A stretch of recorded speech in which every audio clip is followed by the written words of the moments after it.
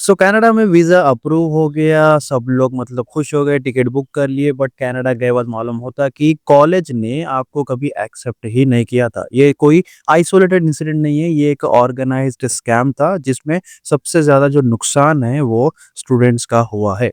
Fake offer letter scam students का ये जो प्लान है इसको पूरा बर्बाद कर रहा है क्योंकि ये जो एजेंट्स है ये मेन सेंटर ऑफ इकोसिस्टम है ये स्कैम का क्योंकि अनरेगुलेटेड कंसल्टेंसीज ने स्टूडेंट्स को एक चीज़ बेची है, वो ये है कि सर्टेनिटी मतलब जो गारंटीड एडमिशंस रहते हैं, फास्ट वीज़ा, कॉलेज की सेटिंग है, ये सब बातें बेचते रहते। स्टूडेंट्स ने जो ट्रस्ट किया, वो जो एजुकेशन का एक जो ड्रीम है, उसके लिए ये जो डील है, वो फाइनलाइज़ की। उनके ऊपर होता है बाद में ये है कि जो फीस है, जो डॉक्यूमेंट्स है, वो कुछ केसेस में तो अप्रूव होते हैं, बट मैक्सिमम केसेस में बाद में जाके रिजेक्ट हो जाते हैं। प्रॉब्लम तब स्टार्ट हुई क्योंकि जो 2024 और 25 में डायरेक्ट कॉलेज वेरिफिकेशन जो कनाडा की तरफ से शुरू हुआ, तब ये रिवील हुआ कि कुछ कॉलेजेस एग्जिस्ट ही नहीं करते। मतलब कुछ ऑफर लेटर्स कभी इश्यू ही नहीं हुए, कुछ स्टूडेंट्स किसी और कोर्स के नाम पे अप्लाई करते और वो कुछ दूसरा कोर्स मिल जाता उनको। कैनेडियन अथॉरिटीज ने 1500 के ऊपर कंफर्म्ड फेक एक्सेप्टेंस लेटर्स को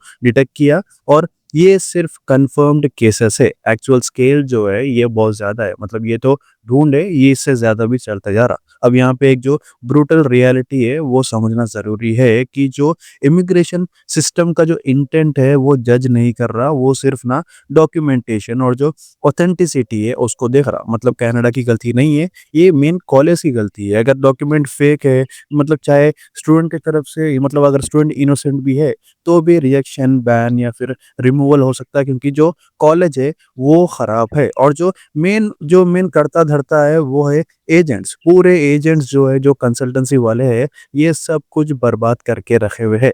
इसीलिए जो जेन्युइन स्टूडेंट्स है ना वो भी कोलैटरल डैमेजेस में फंस रहे। मतलब कि इनकी गलती की वजह से जो स्टूडेंट्स है उनको भी घाटा मिल रहा। मतलब जो एजुकेशन है उसमें एक गारंटी देते, एक सेफ्टी देते, हम ऐसे बातें करते मगर जो फ्रॉड है वो चलते रहता। अब यहाँ पे सीखने वाली बात ये है कि जो फेक ऑफर लेटर है ये सबसे बचना है और ये जो मेन फेक ऑफर लेटर है वो कंसल्टेंसी की तरफ से होता। तो इशू ये है कि जो एक जेन्युइन कंसल्टेंसी है उसी के साथ एसोसिएट हो क्योंकि जो कैनेडियन गवर्नमेंट है वो एक प्रॉपर ऑथेंटिक वेरिफिकेशन कर रही है। मतलब जो कॉलेज है वो नहीं, जो गवर्नमेंट है वो जाके वेरिफिकेशन कर रही। अगर उसमें कुछ भी आपके नखरे दिखे तो आपको ये लोग निकाल भी सकते हैं, आपके घर के मतलब आपको इंडिया फिर से भेज भी सकते हैं। तो ये चीज़ से ध्यान रखो और जो भी एक वेरिफाइड कंसल्टेंसी है, वेरिफाइड एजेंसी है, उनके साथ ही एसोसिएट हो और उनके साथ ही पूरा प्रोसेस कराओ, नहीं तो आप फँस सकते।